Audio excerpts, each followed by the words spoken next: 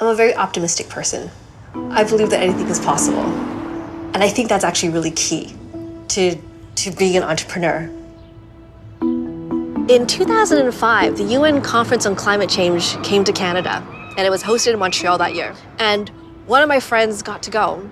And by the time he had come back, he had some really eye-opening things to talk about, things that he had learned. You get kind of scared. You're like, really? Holy smokes, like, is that really going to happen? And then you make a choice. I'm either going to kind of disregard it and move on with life, or you really feel like, wow, a sense of empowerment, like I have to do something about that. That's so important. I'm not going to walk away and ignore this.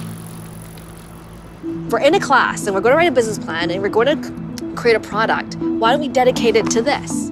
Educating end consumers about the need to live more efficiently. And maybe that's how we can find something that's more purpose-driven instead of just making, a piece of junk that's going to get thrown away in a year.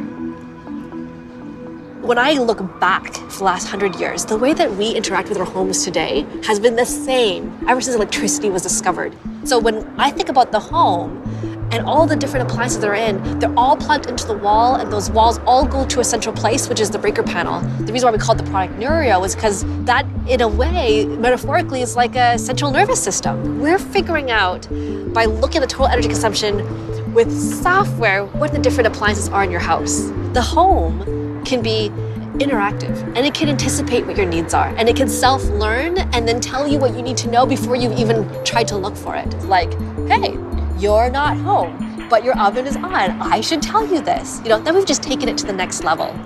When we tried to address energy efficiency head-on, the unfortunate truth that we had discovered was that people aren't as likely to do something about energy conservation as much as they're willing to talk about it. So this is where I think business and entrepreneurship can be really powerful. You can accomplish multiple goals with the same thing. If you're going to be energy efficient, well, we're also going to have to cover saving you money, looking after your family, giving you peace and comfort at home. We realized that if we could address those things and create something in which energy efficiency would happen as a byproduct, then we'd make people want to adopt our product as well as address our goals.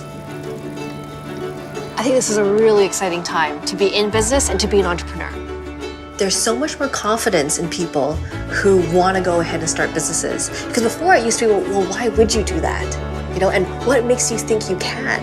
And I think what's happening now is it's transitioned to, well, why can't I? What's changed between now and before is that the more people take these kind of paths, less traditional, more entrepreneurial, the more precedents you create for that, the more you inspire other people to believe that they can do it too.